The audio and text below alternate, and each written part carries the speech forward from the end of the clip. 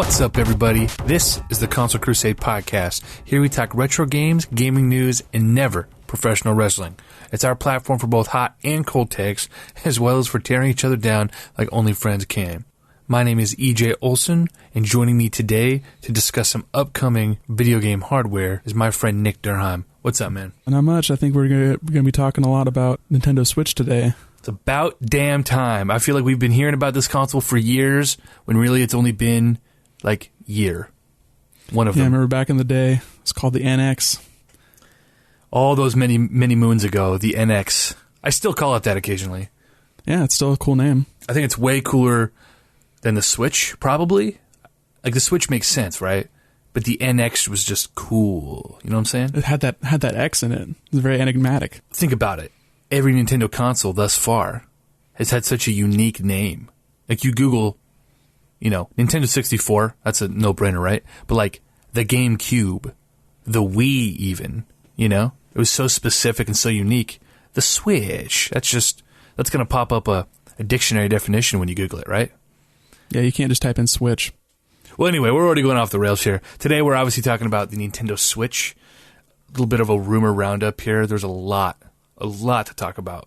I think we just want to dive right into it. The most recent of rumors. We heard about the CPU, the clock speed, and how it'll kind of change depending whether it's connected to power or not. Screen resolution, things like that. I actually don't have the numbers in front of me because I'm not good at my job. But hearing that the clock speed will kind of clock down when not connected to power to, what was it, like 60%? Yeah, down to 40%, down by 60%. Down by 60%, okay. Right. That sounds significant, doesn't it? Yeah, it matches up if you want to go purely by numbers that if the screen resolution is 720p, that's like about 40% of 1080p. So numbers-wise, that makes sense. Okay. I mean, I don't think it makes sense for the Switch to have a 1080p monitor, especially at that small size. 720 is more than adequate, and we're talking battery life here. 720 is a no-brainer. Yeah, I think most people were more concerned about just the low clock speed in general, that even when docked, it was not running at full capacity. But that's also, if you're going by the rumor of what the actual CPU is, how strong that is. I'm curious.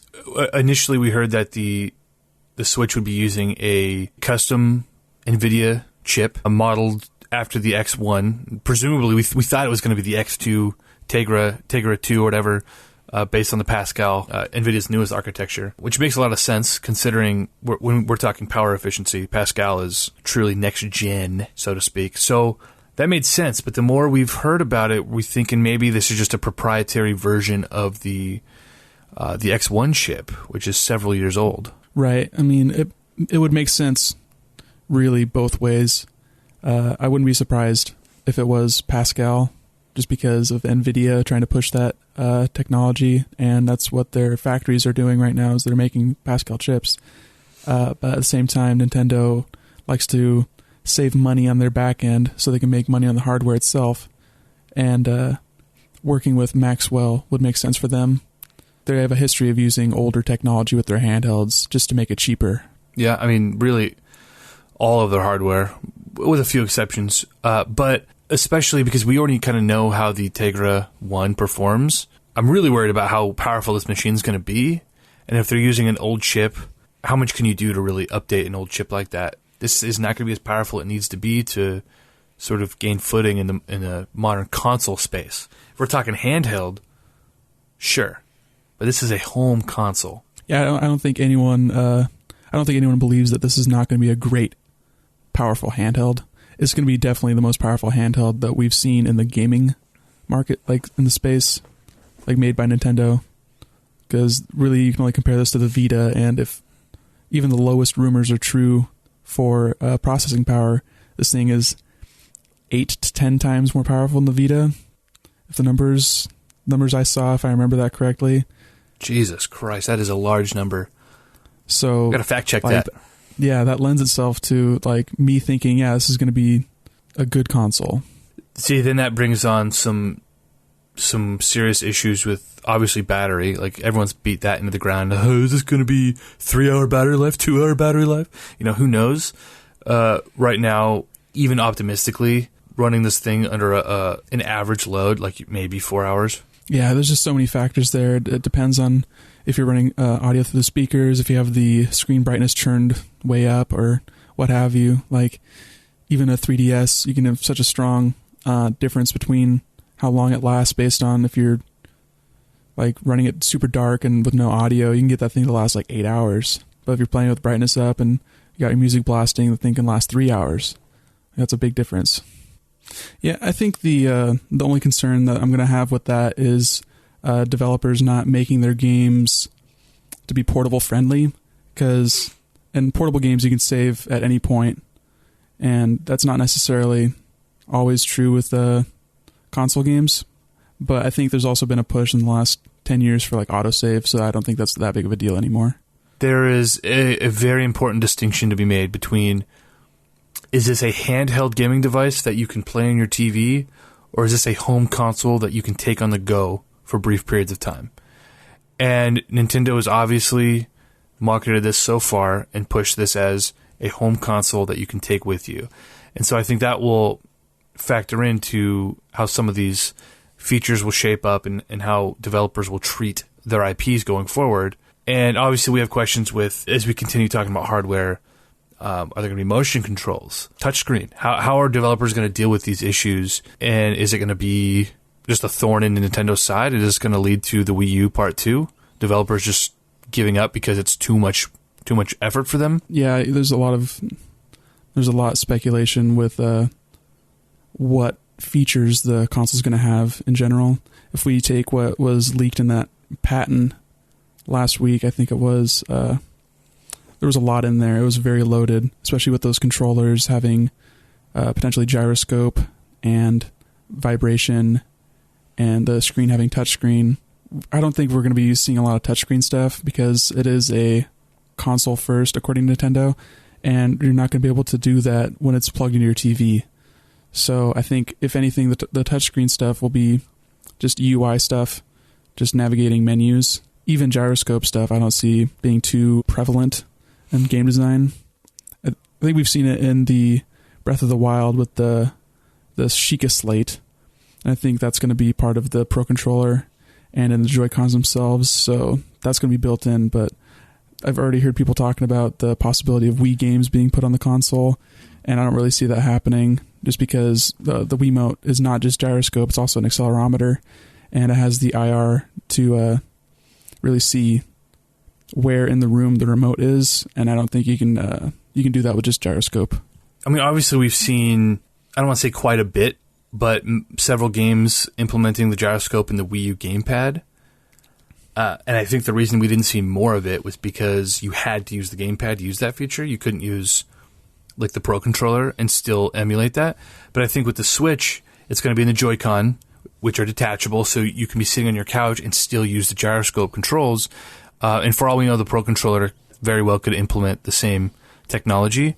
But yeah, as far as Wiimote functionality, I'll be shocked if we see anything like that on the Switch. Yeah, I think it's weird that the Wii U Pro Controller didn't have gyroscope controls if there were games that required it.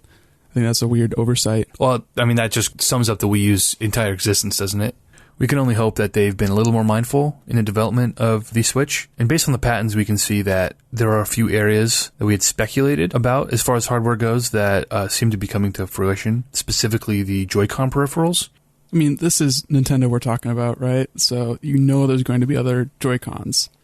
Think of all the different things that you could buy to put your Wiimote in, put it in a weird tennis racket, plug it into a golf club that doesn't do anything.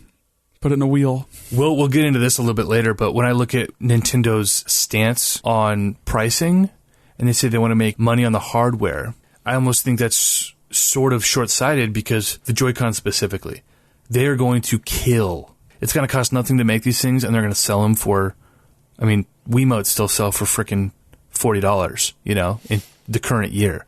So it's like, they're going to kill on these Joy-Cons, and it's like, isn't that going to kind of offset, like, you could sell your console at a loss and get it into every single home, and you're going to make that money up. Software aside, you're going to make it up on Switch peripherals, right? Per Switch rules. I don't know how much these Joy-Cons are actually going to cost to make, though, because if you take into account that there's going to be gyroscope stuff in there, there's going to be a battery in each one, there's quite a bit going on in each of these controllers. And are they going to sell them separately? Are you going to buy them as a pair? Like, I hope that's something they address in, what are we looking at, 10 days at the time of this recording?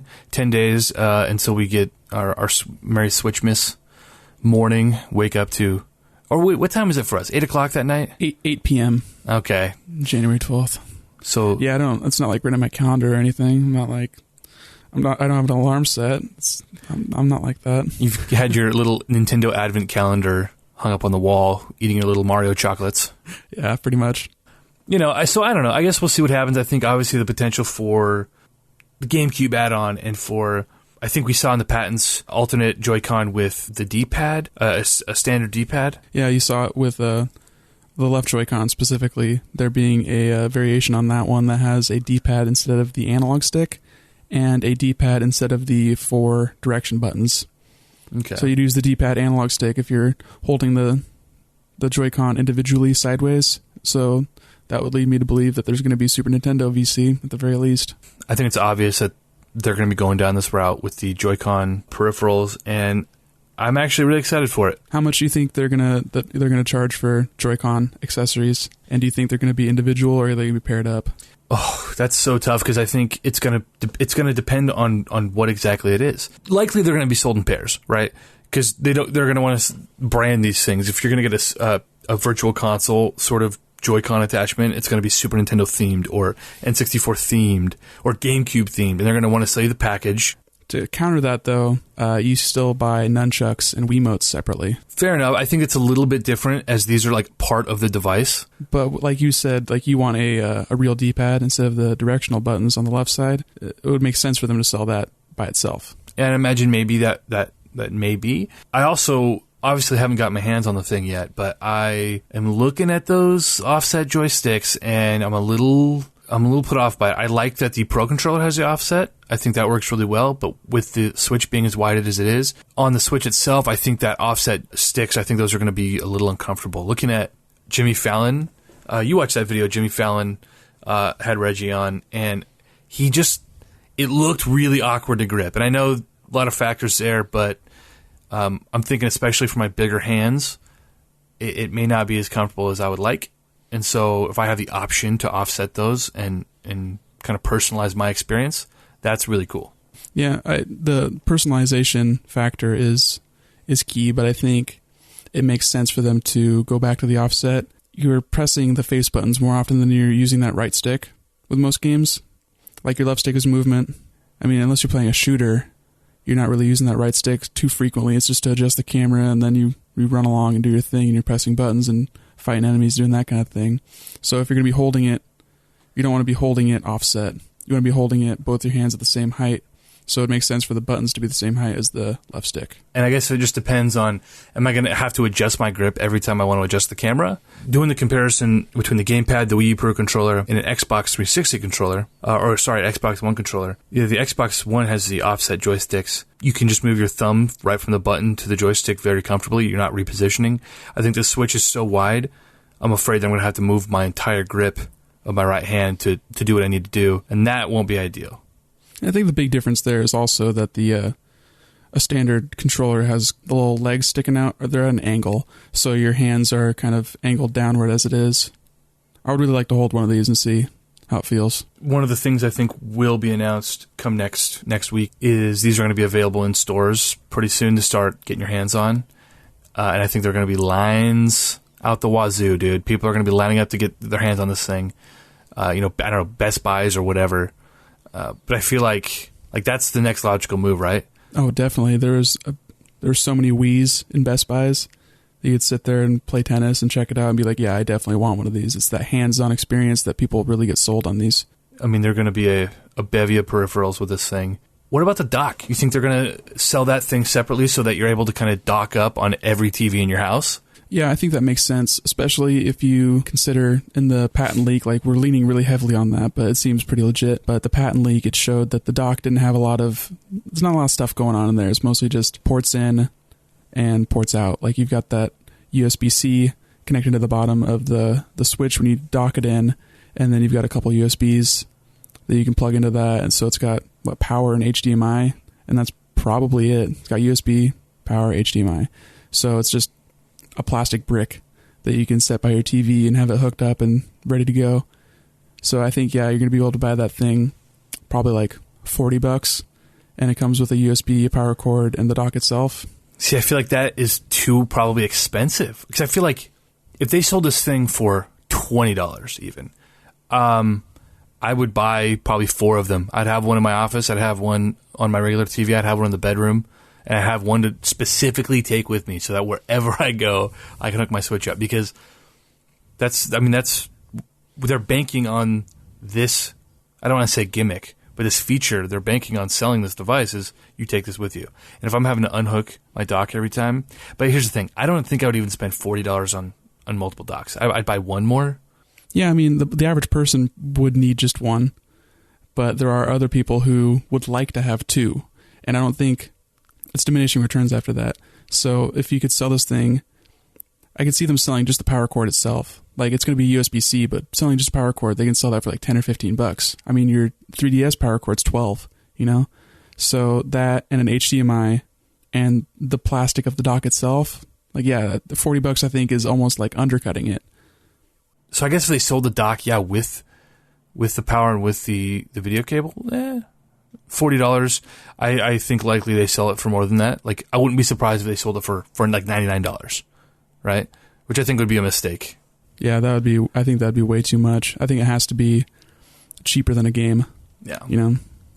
So last thing on our list here, if we're talking hardware, I know we're not really getting into the nitty gritty of a lot of this stuff. We're just kind of glancing over a lot of the stuff that was in that patent and kind of what we want to see. But in that patent, they had some stuff that potentially linked the Switch to virtual reality. So what are your thoughts on that? Do you think that's viable given what we know and what we're speculating about this console? Yeah, no. That's not at all. That is a pipe dream. I can't believe that there are people who think that the Switch would be capable of VR just in and of itself. Like, that is ridiculous. Like, we're thinking this thing has 720p. The worst VR on the market right now, as far as resolution goes, is the PSVR, which is 1080p, and even that has like a lot of screen door compared to like even the Google VR, like the cardboard.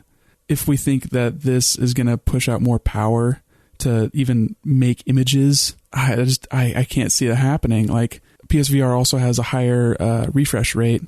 It's hitting at least 90, and there's no way the Switch is going to be able to do that at 720 even. So the PSVR has a 1080p screen inside, but it can only output at 720, correct? I might be talking out my ass. But if that's the case... It might be up-resed, I'm not sure. But even then, it's mostly the pixel density than it is the resolution of the image being pushed out onto it. You know, because if you up-res from 720, it's going to be blurrier and jaggier, but it's that space between the pixels that people get kind of disoriented by.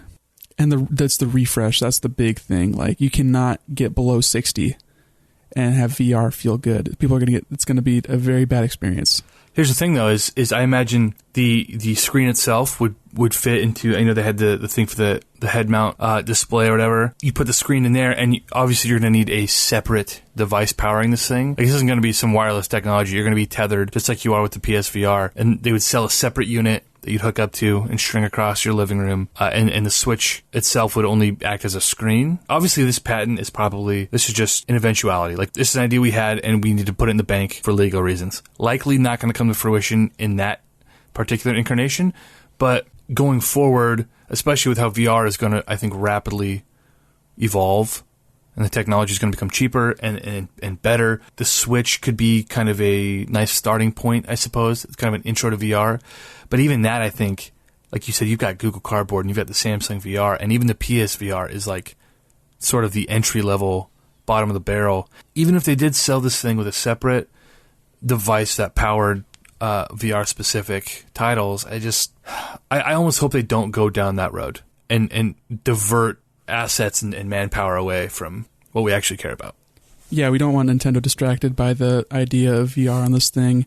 I think if that comes to pass, that's going to be bad news. But I like the idea of there being a future where there is a Switch that's strong enough and has the latest breaking hardware in it and a better screen, and it's capable of doing it all in one like thing.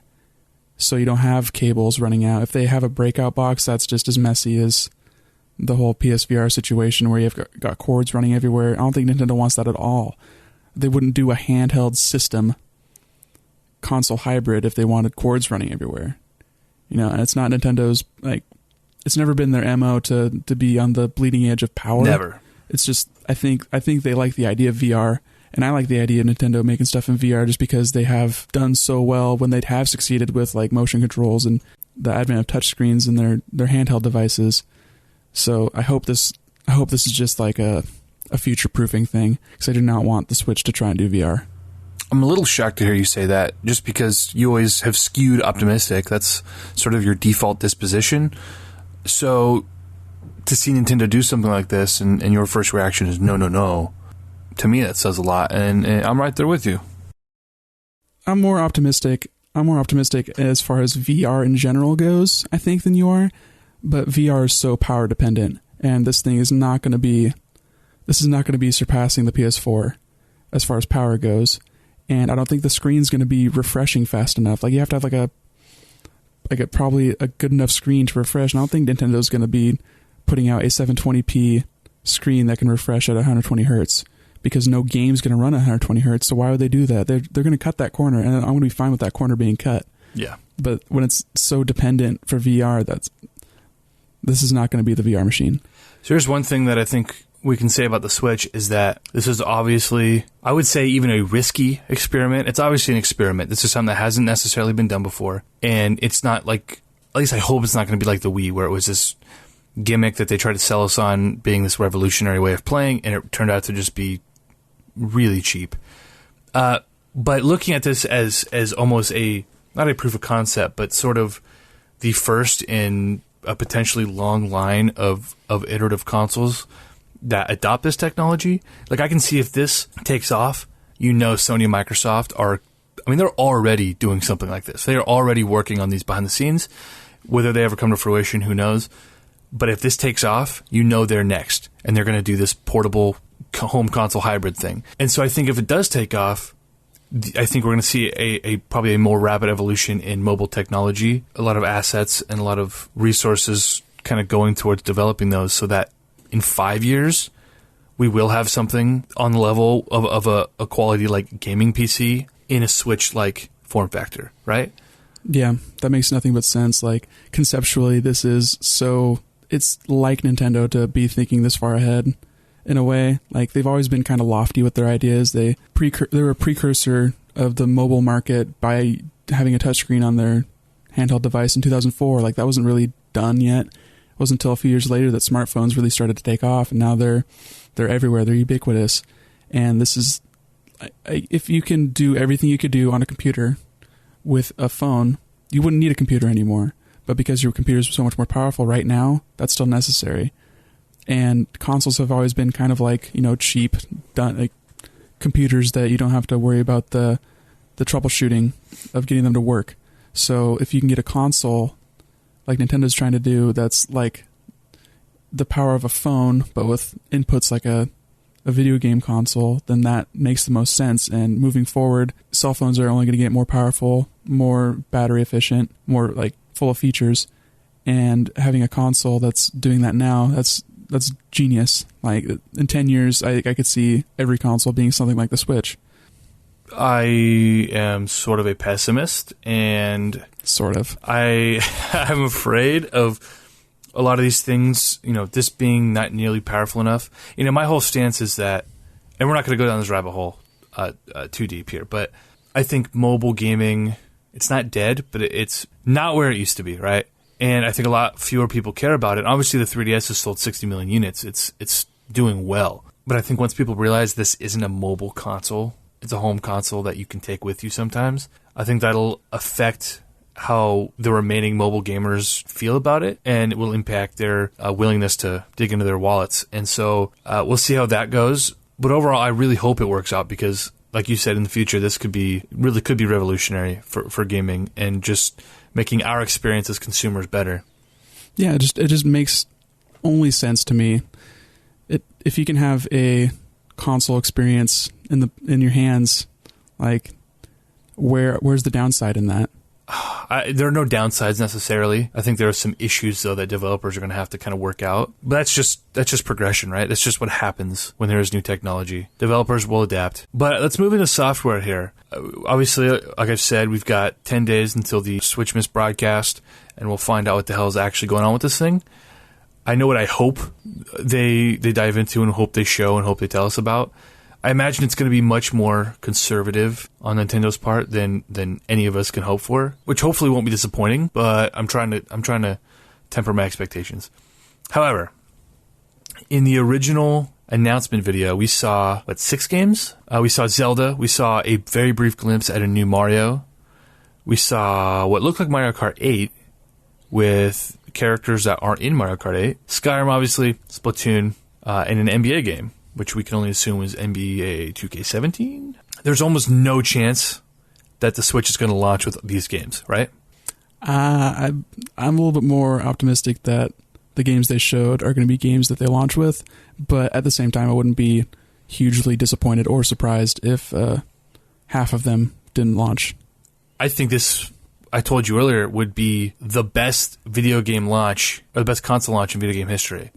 Launches are traditionally weak, and for good reason, but you're launching with a mainstream Zelda, a mainstream or a mainline Mario title, a freaking Mario Kart game, which we waited for how many years on the Wii U?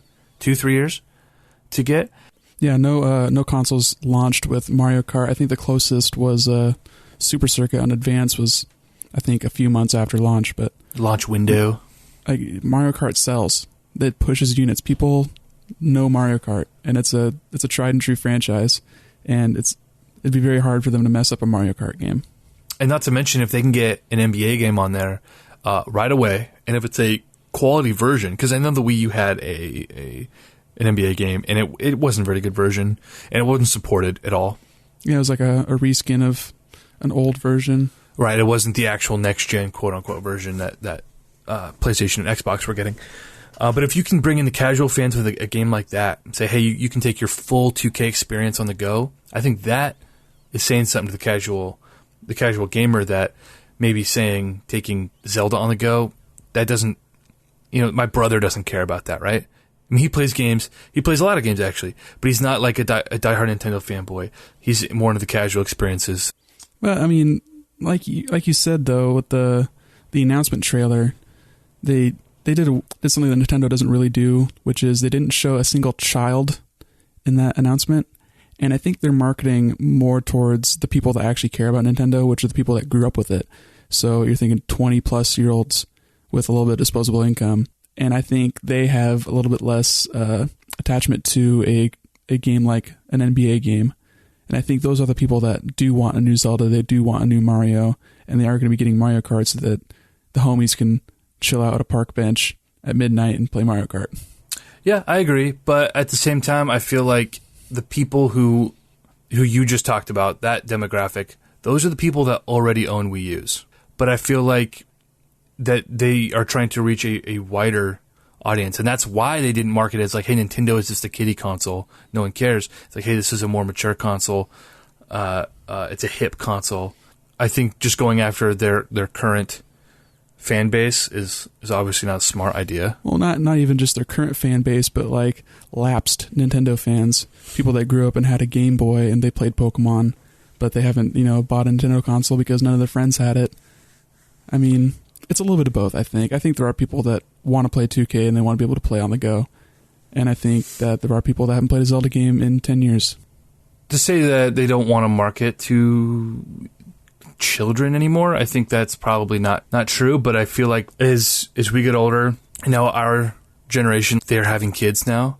Like, these people who grew up assaulted by video games from every direction, they're the ones raising children now and buying video games for those kids. So they don't need to necessarily market as... Because before, video game consoles were marketed to parents who bought them for their kids, right? Right. So it was like, oh, this is a Nintendo. This is a kid's machine. I can buy this for my child. I don't want to say we're smarter now, but we grew up with it. We are aware in a way that our parents maybe weren't when we were growing up. Right. It's a much more tech-savvy culture in general. So I think the marketing so far it's been smart. It's been intelligent. Did you see the first reveal of the Wii U? like what, E3 2011? Dude, it was so rough. Like that looked like a bad Wii peripheral commercial. It didn't say anything about the console. It just kept saying the controller over and over and over. So like the Wii U had many problems, but I think the biggest problem was the naming and the messaging. It didn't matter that it was weaker. It mattered that it didn't sell and nobody wanted it. And nobody knew that they could want it. It was just bad from the get-go, but I think it's turned around a lot with the Switch. And I do think you're going to be seeing a lot of Nintendo fans actually come back. I think just in general, the general atmosphere is a lot more positive around the idea of the Switch over anything the Wii U ever had. And the games that they showed, they looked really good. Like, even in Fallon, like that Zelda, that little bit that he played, it seemed to be running a lot smoother than even the Wii U version that they showed at E3. That gives me hope that this is going to be a strong enough console. A lot of people think that it's going to be on par with the Xbox One or the PS4 or whatever, but I scoff at them. You can scoff all you want, but if the game can run well on the Switch, that's all I really care about, you know? If I have the Switch and I'm holding it in my hands and I'm, you know, walking from the couch to my bedroom and laying down and still playing the same game, like that's a good little quality of life thing. Yeah. And I've always harped on the fact that you need third parties to make your console viable. And the more I've thought about it, the more I realize that that's not necessarily true. You don't need third parties to thrive. If they sell 60 million Switches, they can support it like they've supported the 3DS, and they don't need any third party. And Nintendo, they will have incentive enough to do what they did with the 3DS, and that will be good enough for me. My concern is with the Wii U, not enough third party support, people didn't buy it, people didn't care, and Nintendo... There wasn't enough first party support. Yeah, but because Nintendo said, well, we sold 7 million of these things. Or when they quit supporting it, it was realistically they had sold less than that when they said, we'll give you your Smash Bros. And then we're done, essentially. And that was all we got. So that's what I'm concerned about, is that it will do poorly and Nintendo will quit supporting it. I don't care about third parties. If this thing can sell, like I said, like the 3DS, and Nintendo will continue supporting it for years and years to come, that's fine by me too. I don't care how they go about it. I just want them to sell units, and I want it to be a quality console. So the power doesn't matter, because I don't believe that Nintendo is going to put out a weak system. I mean, I believe they'll do that, but I don't think they're going to put out a weak system and then push it like, you know, looking at some of the PlayStation 4 games, right, that are running at 720p at 20 frames a second half the time, and they're just disasters. Like, there's no excuse for that. Live within your means as a developer, and that's what Nintendo's really good at. They'll say, hey, we don't have the most powerful console, but we're going to do exactly what we need to do to make this the most optimal experience for you. Like you said, with developers not developing for the consoles that they're developing for, right? Like, I really hope that we see a change in the next couple years of the big AAA companies, like, actually making their games realistically. Because at this point, these games are way too big. They're not optimized well for the experience you're getting, and they're coming out and they're not finished. Like, you're getting day one patches that are 20, 30, 40 gigs, and that's heinous. Like, that's the game. That's how much the game should be size-wise in general. And I hope that we see some sort of change from Ubisoft, EA, Activision, 2K. LOL. I mean, you're asking for a fucking lot, dude. I'm asking for a lot, but, like, that's what I want. If I'm being optimistic, that's what I hope happens. I don't see it happening, but, dude, it's getting really bad. Let me frame something for you.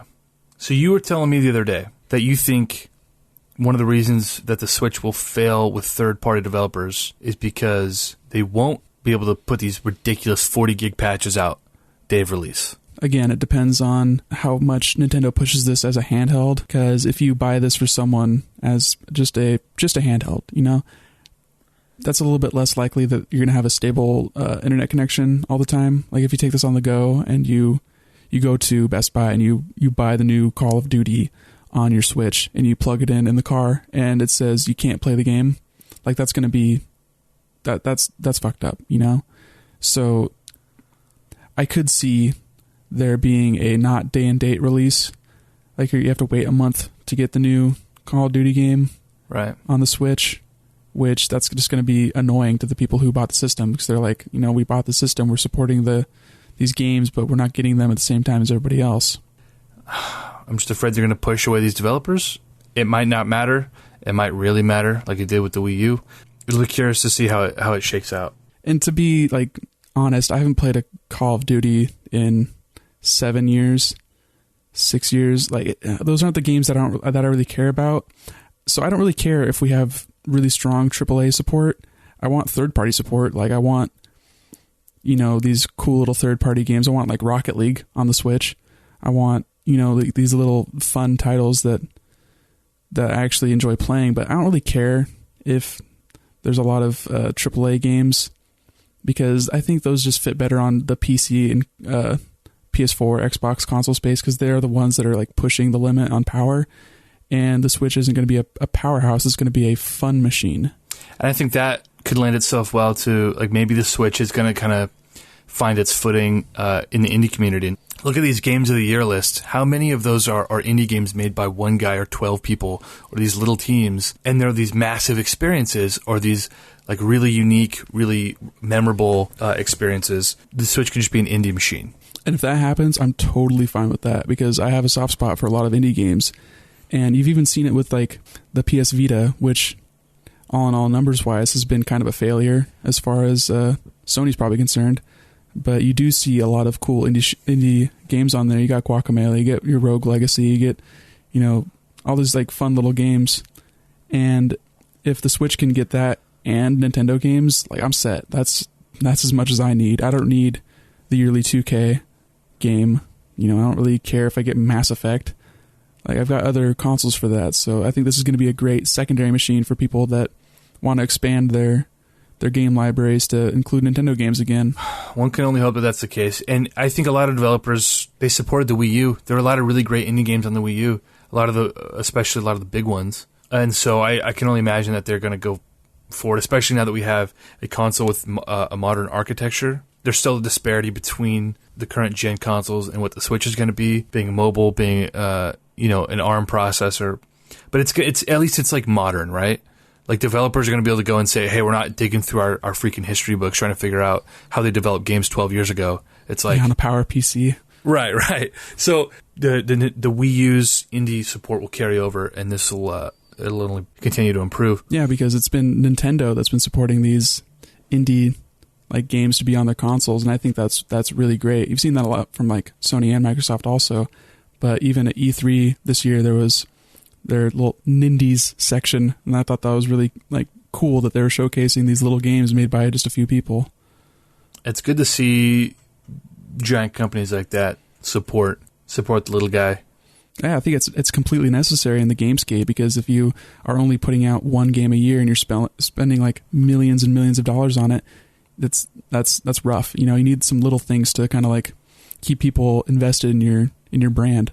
The other side of that same coin, we're going to see a lot of great indie titles. I also think we're probably going to see a lot of really bad AAA ports, like we did with the Wii U. That's inevitable. A lot of these developers have a pretty bad track record of not really putting the care necessary into these ports. You see some that work specifically for the system at hand sometimes, but in general, they're just shoveling it out. They don't really care. Really sucks to see, especially when it's a title you care about, and it's just this half-ass port thrown on just to sell a couple 100,000 units, and it's like, I know it's a business, but like have some freaking integrity, right? Like it triggers me, Nick. It triggers me. Asking a lot. I know. You and me both, brother. Well, we're gonna see not only a bunch of really crappy AAA ports, but we're probably gonna get. I mean, I'm looking back at my Wii U collection right now, and it's like I have every meaningful title save for like Fire Emblem, the Fire Emblem crossover, and Paper Mario. I have every title worth playing, and all the Nintendo exclusives. That's a good list too. Like I have a lot of those games too, and I could really see Nintendo taking the time to bring those over to the Switch, especially if it sells even a modicum better than the Wii U did. 70% of these games, like all of these heavy hitters, are coming to the Switch. I don't know how much of a priority that is, though. Like, do you think these are going to be a launch thing, or is this going to be like okay, well, we're working on the next Metroid game, so let's kind of crank out Yoshi's Woolly World so people can check that out again, so we're not 6 months in between games. Right. I don't think that something like that necessarily will be ported, but like Splatoon's not going to be Splatoon 2. It's going to be Wii U Splatoon with some new stuff. At least from what we saw, obviously that wasn't actual gameplay in the launch trailer. That was just some pre-rendered stuff that was Splatoon 1 footage, essentially. What all do you want from a Splatoon sequel, though? Same thing with like Mario Kart. There hasn't been like a huge change in Mario Kart ever. It's still Mario and his friends throwing items at each other on the same courses sometimes and different courses another time, you know? Like Mario Kart 9, I don't think is going to be a huge leap from Mario Kart 8. Just like Mario Kart 8 wasn't a huge leap from Mario Kart Wii. You know, like it's the same game, but it's still better, you know? I'm curious to see if they actually just release it as Mario Kart 8. That would be a first. Yeah, it would be. I think it is a little bit unprecedented, but I think that they want to make this as cheap as possible for them to sort of recuperate damages that they suffered because of the Wii U. And I think porting a game, just saying here's a port with some new stuff, and they're going to sell freaking 6 million copies of that game, and then they can work on a next Mario Kart for 3 years down the line. I think it's the quickest and cheapest alternative for them, and will still be a quality Nintendo experience for, you know, Nintendo's thinking they're shipping how many millions of these in that first quarter? I think the number is 2 million for the month of March. The month of March, not the quarter, the month. Like, they think this thing is going to sell like hotcakes. 2 million is really not like that much for a launch. That's a really good week, but that's like a fine month. But this is presumably dropping at the end of March, by all accounts. Well, we don't know that. Like they've just said March. So if it's the 1st of March and the quarter ends at the 30th or 31st, like that's a little bit different. But anyway, getting pedantic. They could easily make Mario Kart 9 using the same engine as Mario Kart 8 and add enough features to necessitate it being a sequel without really putting in too much work. Like they don't have to do a total overhaul. Like for example, Smash on Wii U and 3DS, that's the same engine technically as Brawl. It's just higher resolution skins and like a little bit of tweaking with physics. That still took how many years to make? Okay, but that's going from the Wii, which is what, 480i, to an actual HD system. Whereas this is going to be the same resolution to this is going to be a side grade, you know? So you don't have to really up-res stuff. You don't have to make new textures. You don't have to spend all this time making sure the models work right. It's going to be a lot smoother of a transition from Wii U to Switch. And I can't remember who was talking about. I think it was Kimishima. I was actually talking about they wanted to have a way to implement their like coding and the way they've developed games before into their new development cycle for the Switch. And I think that's amazing. If they can get that down, then that means that the porting process or the upgrade, side grade process to make Wii U games on the Switch is going to be a lot more painless for them. Smash, you think we're going to get a port of that? We're not going to get a new Smash. Oh, definitely. We're going to get a Game of the Year edition, whatever. It's going to be Smash. It's going to have all the DLC. It's going to have all the characters, the stages, and I think maybe potentially a couple others to entice people from the Wii U version to the Switch. And I bet you there'll be a package that ships with little GameCube Joy-Con attachments, right? That more or less depends on whether there's going to be GameCube VC. I think a lot of people were upset that there was never GameCube Virtual Console on the Wii U, despite the fact that it could natively run those games. That is a little frustrating, and I think it was probably just the trouble they had to go through to port those games to Nintendo standards. It wasn't worth it for them based on the install base. Which it would have been worth it for me. I know, right? Why aren't they they're not catering to your needs specifically? Please, Nintendo. I think this is going to be the ultimate, at least I hope it's going to be the ultimate Virtual Console machine. They're going to support all their legacy consoles. It should have the power to do so. We're finally going to get, I think, Game Boy Advance games. I know we had the Ambassador program on the 3DS. There were Game Boy Advance games on Virtual Console for the Wii U. But it's going to be the first time we have a portable Game Boy Advance emulator, essentially, officially supported. If it happens. Mother 3 is one of the speculated launch titles, which we could probably talk for 40 minutes on Mother 3.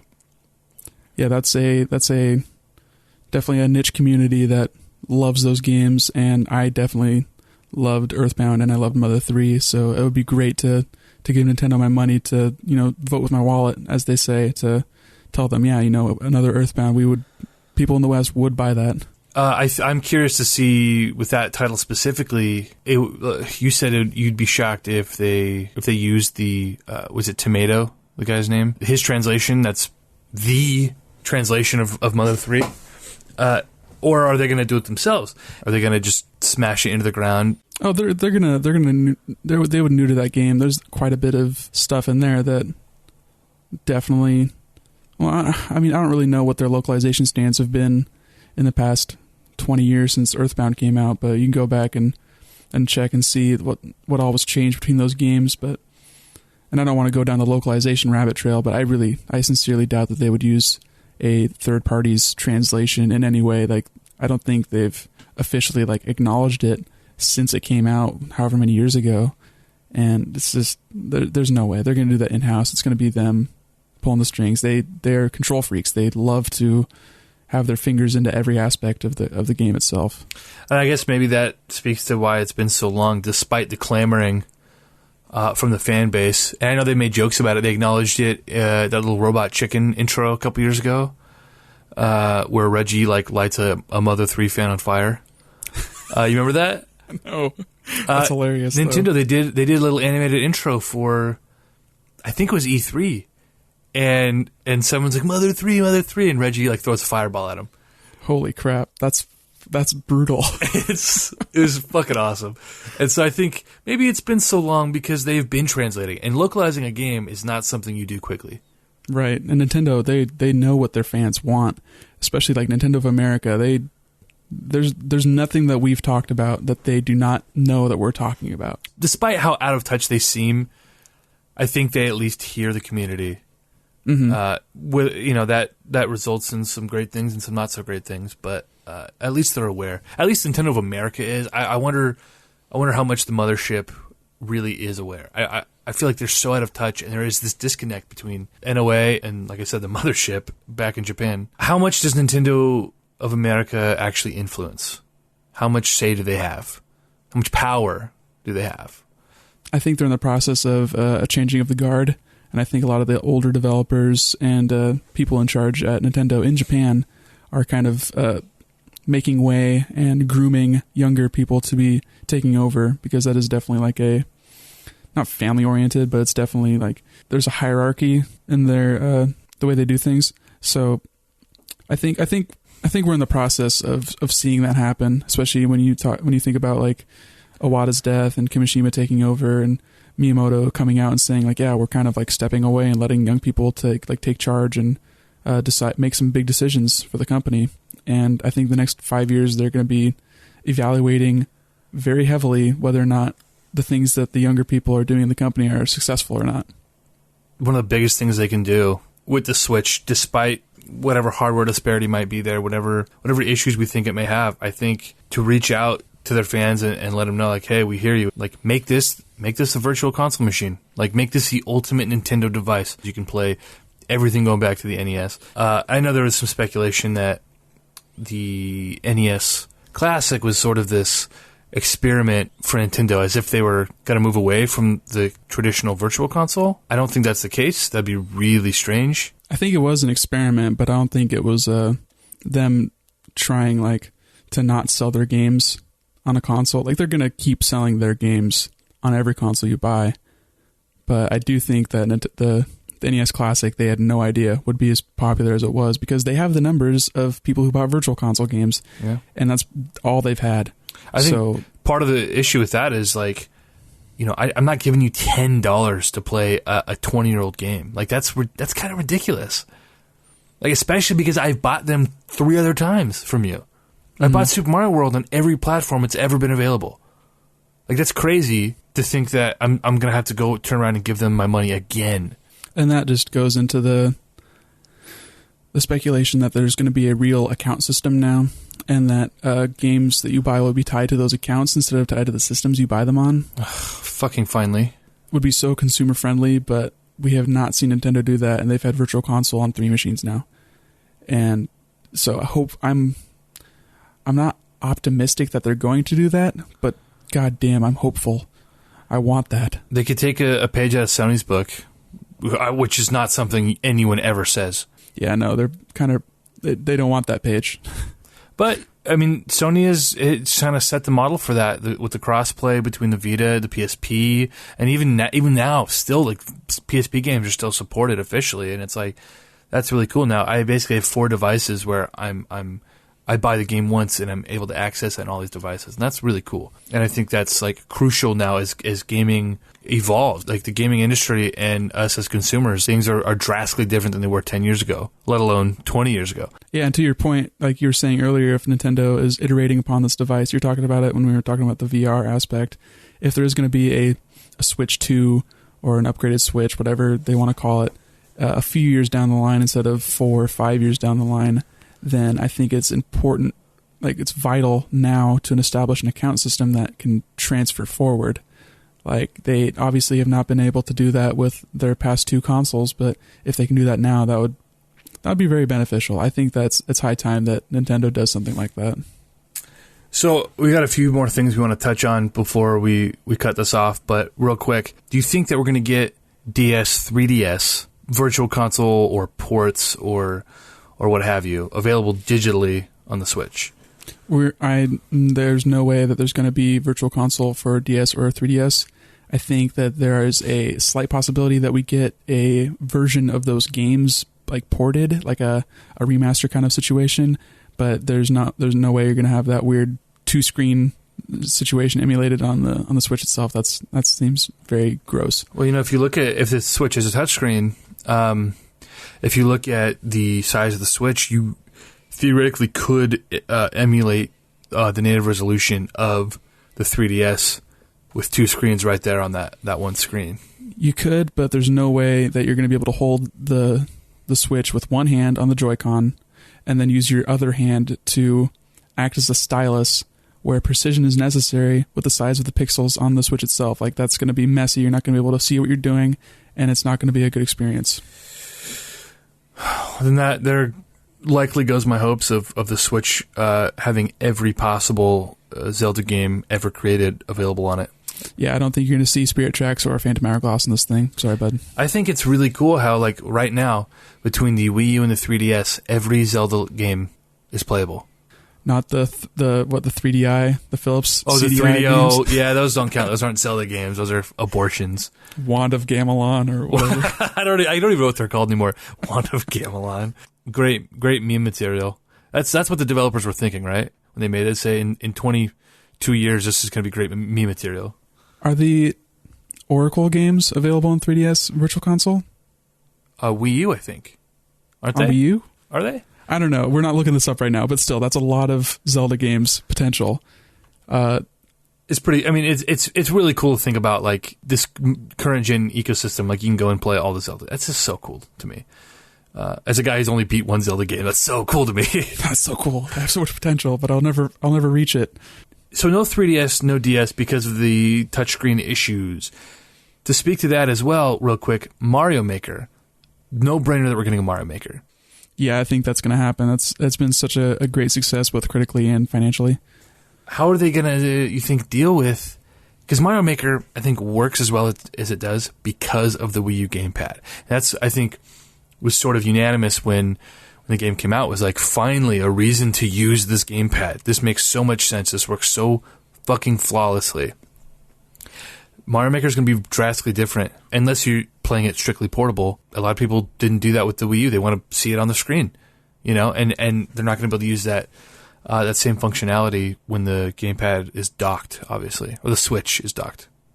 If and when they do a Mario Maker game, that's going to be kind of rough on their marketing and their messaging for it, because I think if they do that, it's going to be creation mode will be only while it's undocked. I do not think you're going to be able to create Mario Maker stages on the Switch unless you're holding it in your hands and you're able to use your finger to move blocks around and place enemies and all that stuff. But I don't think that's a huge knock against it, because most of the fun I had with that game is the ability to play other people's courses. Like, I was never the one creating, and I think in general there's maybe only a quarter of the people playing that game that are actively creating levels. I think most of the gameplay is just playing the levels themselves. And I don't think you miss anything by, I have to stand up and walk 10 feet to get to my TV and unplug the Switch, and it's on my screen already. I got to make this level. Like, that's not a big thing. But like you were saying earlier, this being a console that you can take on the go, I think that's going to kind of mess with that a little bit. And I think Nintendo has to be a little careful with how many games they make that are having a lot of features that are only available while you're holding it in your hands. Yeah, again, that's one of those hurdles that I think especially third-party developers will struggle with, and we'll see how they adapt and how that will translate. But I think it's less of a hurdle than, say, the PS4 Pro is having, where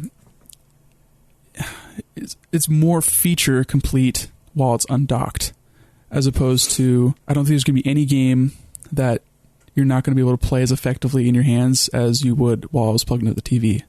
So I think it's a much easier hurdle to surpass because, oh no, this game only has abilities while I'm holding it. Well, I'll just go unplug it and then I'm holding it. Like, that's not a big deal. But if you're away from home, it's like, oh, I can only do this while I'm plugged into a TV. Like, you're not going to see that. To us, it doesn't sound like a terribly huge deal, but it's one of those really granular things that developers will just get hung up on and say, well, like, you saw it with the Wii U. Well, for the Wii U, that gamepad, like, it seemed like they were leaning on that a lot harder. Same with, like, the DS. Like, the DS is not a DS unless you can touch that bottom screen. But with the Switch, they're not really pushing the touchscreen capability. It's like, oh, you just have a screen. Yeah. So we want to get to price availability and street date. But real quick, obviously we all want a better online ecosystem. That also includes, like, app support. Are we going to get our Netflix, our YouTube, our Twitch? Like, how is that going to look? Is Nintendo finally going to catch up to the rest of the gaming industry? Oh, not to mention that mysterious square button on the left Joy-Con, which has been really rumored to be a sort of share button. I mean, do you think that's the case? Oh man, I don't know. Like, I don't know on a granular level how much processing power it takes to actually record video from the screen and audio from the screen to then upload. Right. I think if it's anything like that, it's going to be a screenshot button, because there is already something like that on the Wii U where you can take screenshots and upload it to Miiverse, and there's a cool little community for that. It's going to be more on the screenshot side, I think, especially since this is a handheld. Also, you're not going to be always connected to the internet, so it's going to have to be something smaller that you can store and then upload later. Yeah, I just don't know if it's going to be able to actually record video. I don't know if you're going to be able to, like, Twitch stream from your Switch stream. Switch. And we already know how much Nintendo loves YouTube, so, like, that's kind of like a foregone conclusion that you're going to be able to share your video on there. So they like their own ecosystem, is what I'm trying to say, is that it's going to be like a Miiverse thing, which I'm fine with. Miiverse is cool, but it just needs to be more smoothly implemented. I don't have high hopes for what Nintendo will do as far as app support. I think the Netflix app will be what it is. And along those lines, Amazon, Hulu, whatever else is supported. I don't think this is, again, going to be...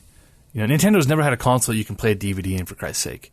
Like, this is not about being a media hub, entertainment machine, and I think... Well, you don't think this is going to have a USB DVD player that you can plug into it? Oh, God Christ, we hope not. What if that little share button isn't a button? Do we ever stop to think that might be the NFC reader for Amiibo? That's just a little doodad, and you just pop it right over that little nub. But I mean, it doesn't need to have. I mean, it looks like a button. It does look like a button. And like on the NFC reader on the Wii U is just like, it has a little icon on it, but it's not. It doesn't look tactile. It's not a different color. It's not indented or anything. It's just printed on it like a Mattel product. But it could be some sort of Amiibo functionality. I didn't think about that. Yeah, I feel like it might be. Like, just from where they have the NFC reader on the gamepad, that would be where it would be on the Joy-Con. So that's an interesting thought. Yeah. I don't know if anyone's brought that up, but I definitely haven't heard it. I feel like that is, like, maybe more likely than... obviously, the patent might say that straight up that's a button. I don't know. That might be a button. I don't know. But I feel like a share button, that's you're really getting your hopes up. This is Nintendo. They hate sharing. They really do. They really fucking do. And we obviously know how YouTube friendly they've been, like you said. That's been a disaster. And really not consumer friendly at all. But as far as price, availability, street date, I think we both have a number in our heads that we really hope they hit. But Nintendo has come out and said very specifically, we do not plan on taking a loss on the hardware, which means this thing's either going to be really cheap and woefully underpowered, or it's going to be really fucking expensive. I don't think there's much room for middle ground there.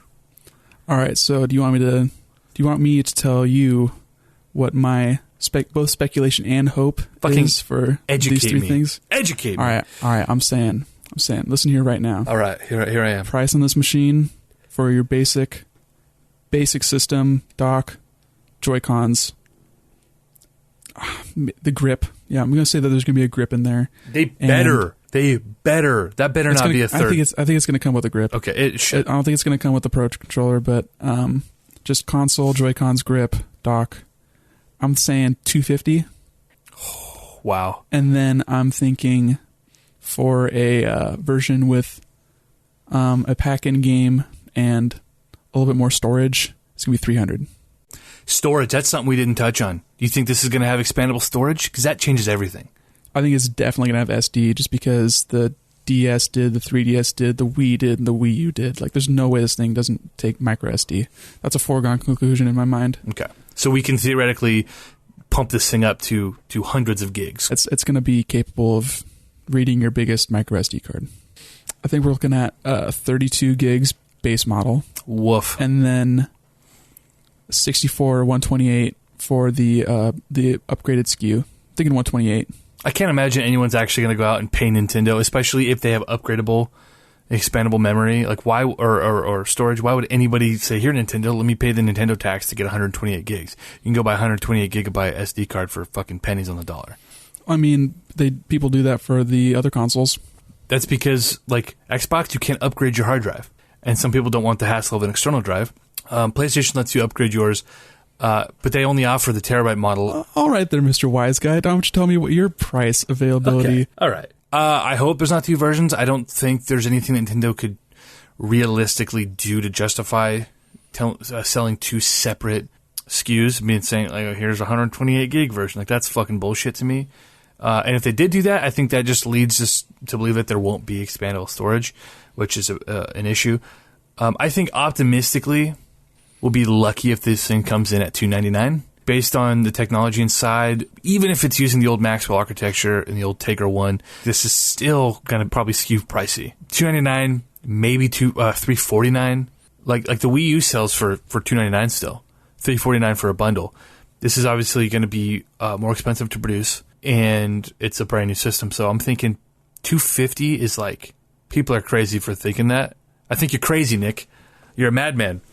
Like you said, the Wii U hasn't gone down in price, but that's because the components inside the Wii U itself are so old that nobody's making them anymore, so that everything has to be like custom made.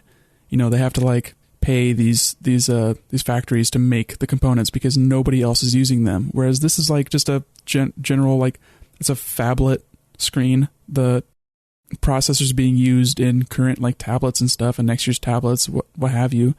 So like all the components in this seem like, you know, pretty easy to come by. They're pretty like ubiquitous. They're being used. We hope that's the case, and that they can actually sell this thing at a profit and cheap enough that consumers are enticed to go out and spend money on this thing day one. But like I said, if this thing is $200 or even $250, I'm like, ooh, I worry about it. You know, I mean, there were moving parts. There's technology in these controllers. I feel like if it's that cheap, the device itself isn't going to be up to Nintendo's own standards, and maybe I'm overthinking it. It's going to be pricey, and I think that's going to be the number one complaint coming out of the Switch misbroadcast is people are going to be shocked at the price if they announce a price. Maybe they don't even announce a price. They have to. There's definitely going to be an announcement for price, and pre-orders are going to go up like day after or day of. So you think this thing's going to be actually available to pre-order, or is this going to be an NES Classic? I am optimistic that's going to be available. Like you said, the 2 million number, it depends on when it's released, but when do you think it's going to be released first? Are you thinking early March, late March? Dude, I don't know. I don't necessarily care. I mean, earlier the better, but based on their projections for first week sales, Nintendo has always overshot. They've never been modest or conservative in their estimation. So I'm thinking end of March. Every developer and every game maker has always been overshooting their numbers. Sure. So it's not just Nintendo, but I'm thinking it's going to be a Friday launch. It's going to be March 10th. That's early. Which is Mario Day. I don't know, dude. I don't know. Yeah. You're asking too much Nintendo here. Yeah. Oh yeah. It's going to be March 10th, and it's going to be available. I mean, it's going to be more available than the Wii was. It's going to be more available than the NES Classic. I don't think there's going to be people rioting in the streets, shaking their fists and crying that Nintendo isn't putting out enough of these. Well, I've sort of changed my stance on the NES Classic, where initially I thought this was just some bullshit fucking business practice. The artificial demand and trying to inflate and drum up interest for a device that really didn't warrant as much coverage as it got. It's a fine device, and it was reasonably priced, and it should have been available for everybody. But the fact that everything went down the way it did, and then it didn't become available for Christmas, leads me to believe that this was either Nintendo really being out of touch, thinking no one was going to care about this, or it really was a production issue. I don't think it was necessarily a shady thing. Otherwise, why drum up all that interest and increase demand only to not give it to people? Because now Christmas is over, no one cares anymore. You and I might care, but as a whole, Christmas is dead and gone, and people aren't going to go out and rush out and buy it like they would have a month after it released, leading into the holiday season. Everyone's clamoring for it. No one cares anymore, and you're already seeing the prices on eBay, and Craigslist and shit. People not being able to sell these things for what they were selling them. Prices are already dropping. So as far as release date, March 10th seems early. Like I said, they think they're shipping out 2 million units or selling 2 million units in that first month. I think that's really, really conservative, like you said, for a full month of sales. And Nintendo is not one to be conservative. They always aim for best case scenario, and best case scenario based on that number that's last week of March, and they think they're going to sell 2 million units in 7 days. They didn't say that they expected to sell 2 million units. They said that they were going to have 2 million units available. Okay. That was more of a production estimate, I think. Okay. Rather than a sales estimate. And I'm not too sure on the time frame of that estimate. I think the official word was 2 million available at launch, not through the launch window, through the end of the year. So I'm not too married to that number at the same time, but I think based on what happened with NES Classic, that I hope they learned from that, and that there was enough time to have that turnover to make enough of these things that everyone who wants one at launch will get one. We're not going to see another Wii scenario. Wii U, they overshot a little bit, but that was because it didn't sell. But I want them to be less conservative with their back end and, make it available. I fully expect to go into March. You and I will not be able to get the Switch, and we're going to wait.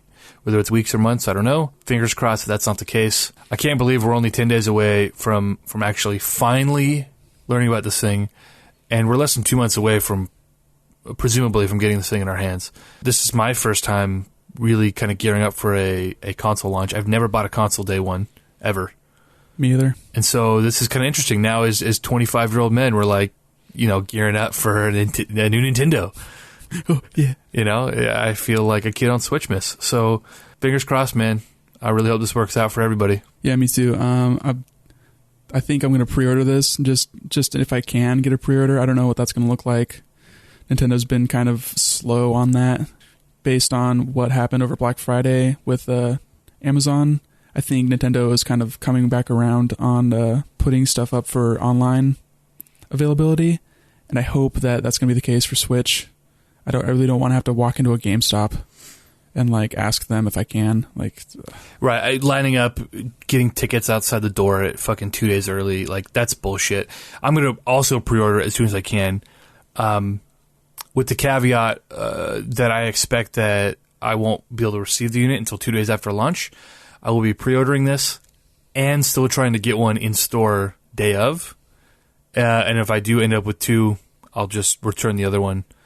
But I'm doing whatever I can to get my hands on this as soon as they're available. Yeah, it was because even if one of those launch titles that we have on our list, one of those games they showed in the reveal trailer is enough for me to buy on day one. Absolutely. Even Skyrim, which I don't really care about, like there's going to be Skyrim and at least, some other game. There's going to be at least one game at the launch that I'm going to want to play. I am more afraid, honestly, that these games won't be available as opposed to the console itself. I'm suddenly having these terrible visions of like Nintendo making mass quantities of the Switch available, and then no games in like some fucked up, twisted effort to push people into their new online ecosystem and push people to go buy digital games. Like, I don't know. I think maybe that's totally paranoid. That's totally paranoid. I'm going to talk you off that edge right now. Come on, dude. Think about it. Dude, seriously. We're not going to be able to walk in and get any of these games, and everyone's going to want to fucking go play Zelda. So everyone's going to go buy Zelda, and guess what's going to happen when it comes out physically? Half those people are going to buy a second copy. I will buy a fucking second copy, and I already know I'll be lured into this bullshit, and I need to vote with my wallet and use my fucking brain. This is Nintendo, not Rockstar. There's never been a problem with availability for games. We will see what happens. We'll see what happens, but we all know how out of touch Nintendo can be. And this would be the weirdest in-touch thing that they could possibly do if they were pushing an online ecosystem. But going about it in the most shady way, like, would be very Nintendo. Maybe. I guess we'll see. We'll see what happens. Obviously. A couple of things I should quit saying. Well, this has been a good conversation. I mean, in 10 days, we're going to do a breakdown just like everybody else in the fucking world. No, we'll do it first, though. And that's probably... we're on top of things. Yeah, that's probably not likely.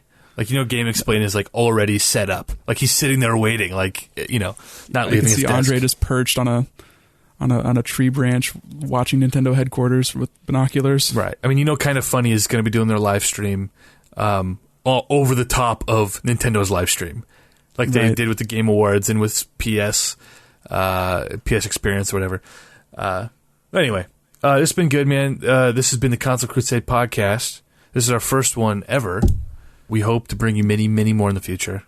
Hopefully we'll get better with time. Yeah, I mean, it's a little awkward trying to figure out, the nuances of not only like doing a podcast, but doing a podcast while we're staring at each other over a computer screen, creepily, wide-eyed, unblinkingly.